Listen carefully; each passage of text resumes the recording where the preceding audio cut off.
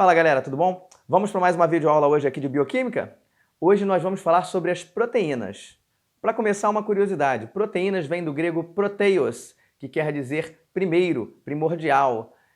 Por que eles deram essa ideia de primeiro, de primordial? Simples, porque depois da água, que é o elemento mais abundante nos seres vivos, a proteína é aquele elemento que constitui a maior parte das células vivas. Então, se você pegar, na verdade, o peso seco de um indivíduo, cerca de 50% do peso seco dele é composto por proteína, e os outros 50% todas as demais substâncias bioquímicas estudadas. As proteínas são um polímero, uma biomolécula, um polímero, sintetizado a partir de monômeros pequenininhos, nós já falamos sobre isso, que são chamados, no caso, de aminoácidos. Então, como é que é a estrutura básica de uma proteína?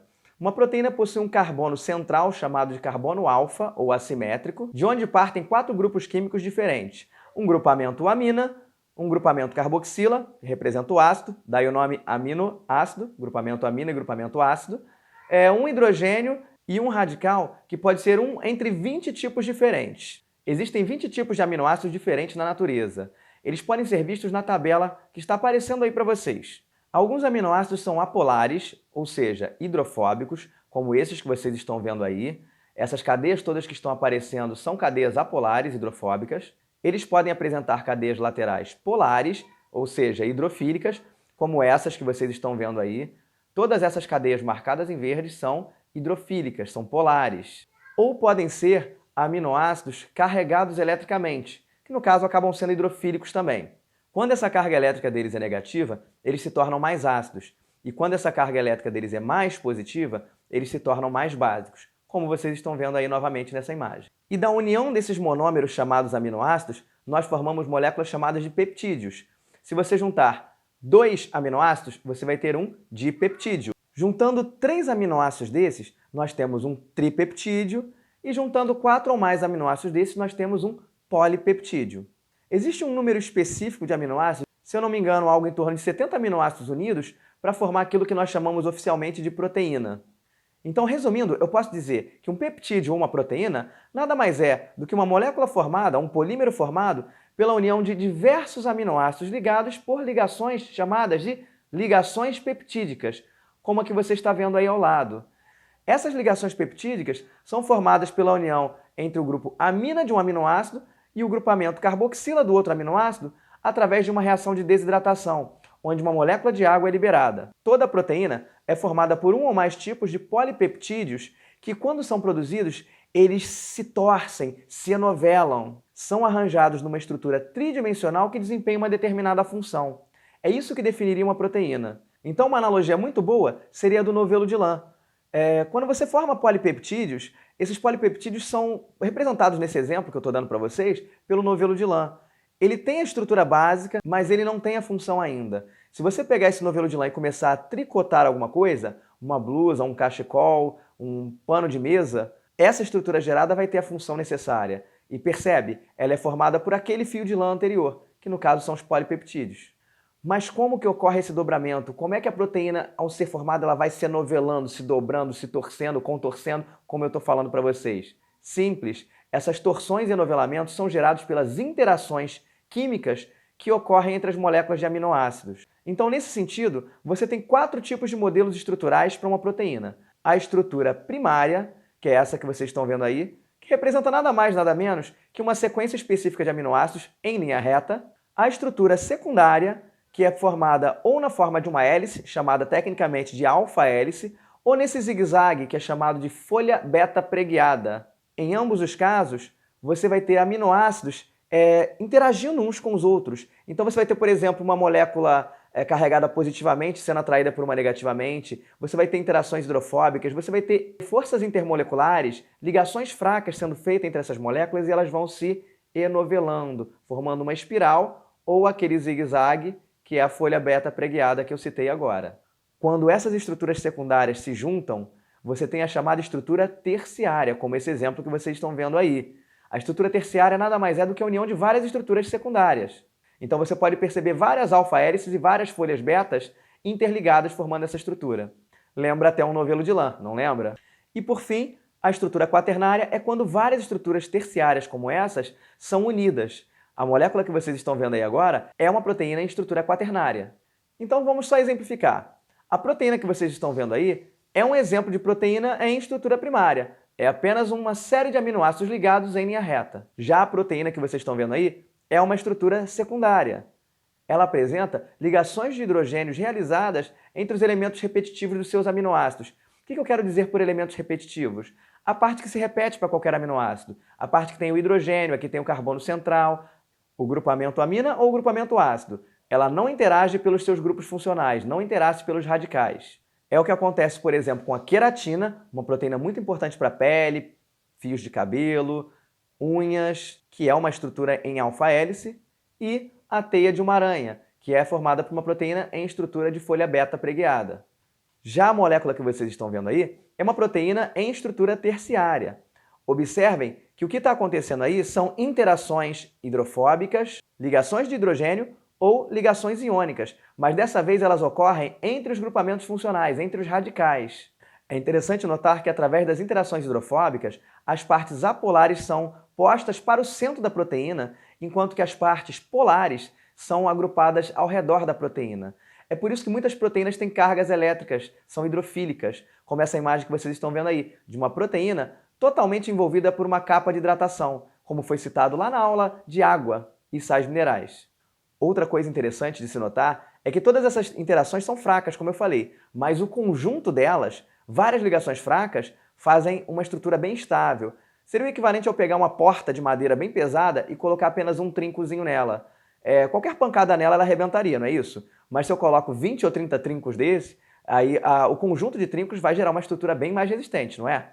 Uma última observação é que alguns resíduos de enxofre que estão contidos na estrutura dessa proteína podem fazer ligações chamadas pontes de sulfeto, como as que vocês estão vendo aí. As pontes de sulfeto dão uma maior estabilidade a algumas proteínas. Alguns especialistas dizem que os fios de queratina dos nossos cabelos são unidos por pontes de sulfeto. E por isso que alguns produtos cosméticos redutores, alguns tratamentos químicos que são feitos em nossos fios de cabelo, tornam eles mais finos e sedosos, porque rompem essas ligações de sulfeto. Por fim, a proteína que você está vendo aí agora é uma proteína em estrutura quaternária. A hemoglobina é um exemplo de proteína em estrutura quaternária e o colágeno, que nós citamos anteriormente e vamos citar bastante quando falarmos de tecido conjuntivo, também é uma proteína em estrutura quaternária, bem resistente, por sinal. Agora eu queria falar uma outra coisa sobre a proteína, um outro fenômeno bem interessante, que é chamado de desnaturação. O que vem a ser uma desnaturação de uma proteína? Vocês viram ainda agora, nas imagens mostradas anteriormente, que toda proteína tem uma estrutura tridimensional muito bem desenvolvida, uma estrutura intrincada, uma estrutura bem organizada e que é responsável por sua função. Alguns elementos químicos ou físicos podem fazer com que essas ligações, todas as citadas, ligações de hidrogênio, pontes de sulfeto, interações apolares hidrofóbicas, todas sejam rompidas, fazendo com que essa estrutura quaternária, terciária, secundária se desfaça.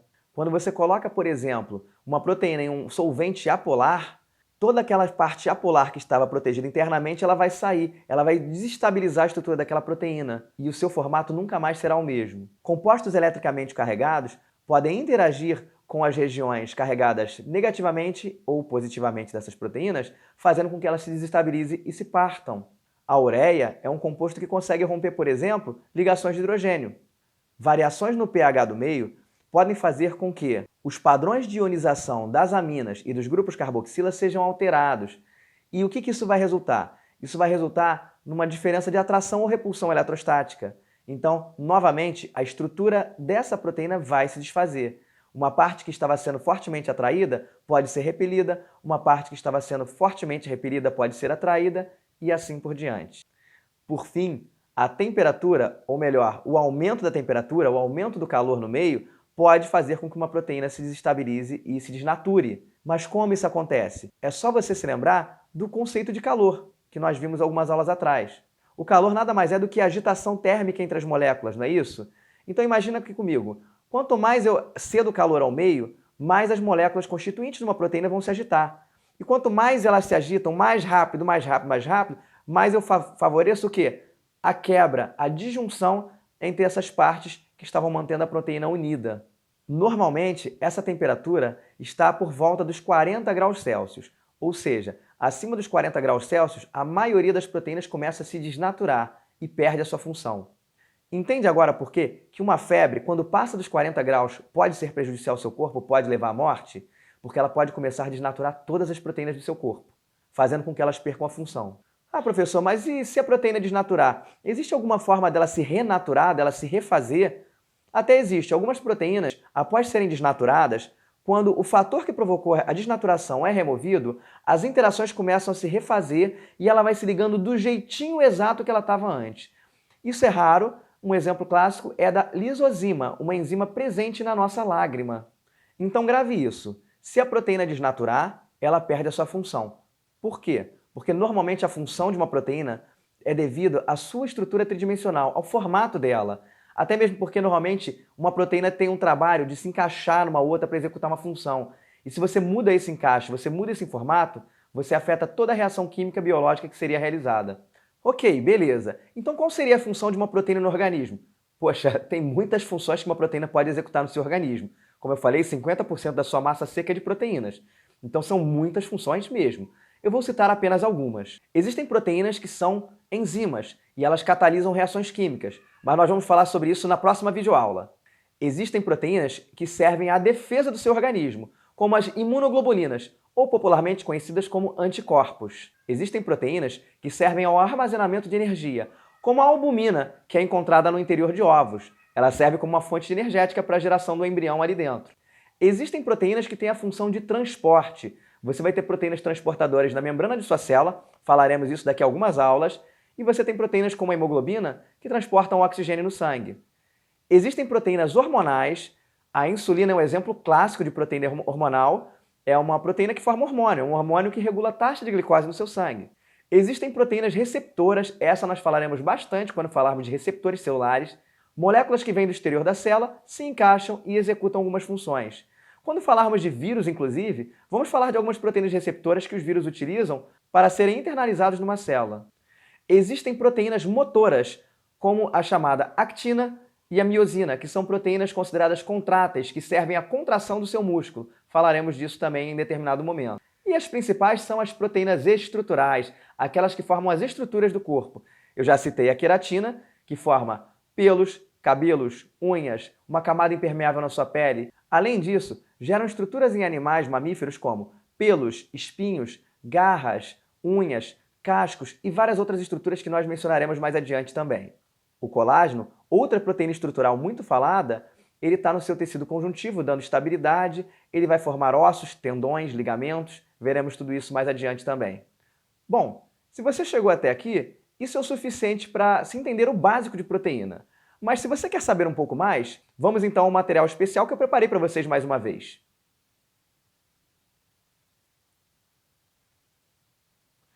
Essas proteínas que vocês estão vendo aí são chamadas de proteínas chaperonas ou chaperoninas. A função das chaperonas é induzir a um enovelamento correto de uma proteína. Ela serve como se fosse um potinho, uma espécie de molde, no qual a proteína gerada vai entrando e vai se enovelando na posição correta, exatamente o que ela deveria fazer. Aí a tampinha se fecha e a proteína é formada no seu interior.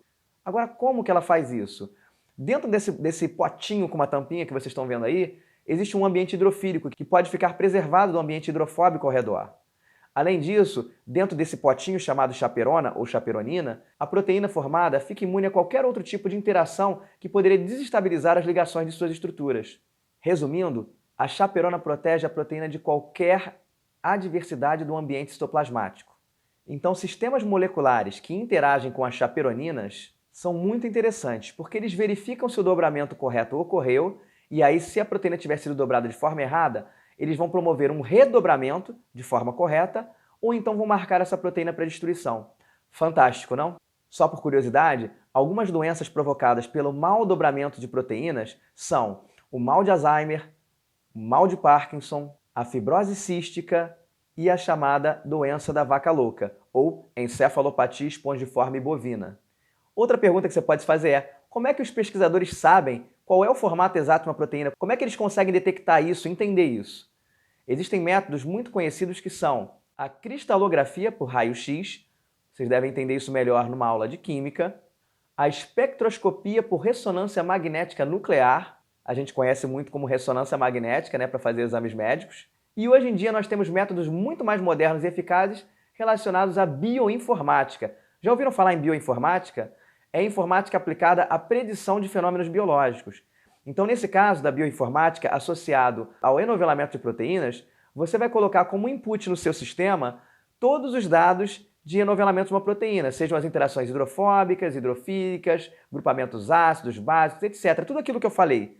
Você vai alimentar a máquina com esses dados e dizer como eles devem se comportar. Então a máquina, o computador, vai fazer uma espécie de previsão do como vai ser o formato dessa proteína. Ou seja, trata-se de um algoritmo preditivo. Então você que gosta da área tecnológica, gosta de informática, talvez nunca tenha pensado que ela pode ser aplicada à biologia, mas pode. Enfim, por hoje é isso que eu tinha para mostrar para vocês. Espero que vocês tenham gostado das curiosidades, tenham gostado da aula. Se gostaram, compartilhe aí com seus amigos que vão fazer o vestibular, que estão precisando de uma videoaula, especialmente em momentos como esse. Dá aquele like de sempre, assina o sininho para receber as novas atualizações e vamos nessa! Na próxima aula vamos falar sobre as enzimas, aquelas proteínas que têm função de catalisar reações químicas que eu citei, ok? Um grande abraço e até lá! Valeu!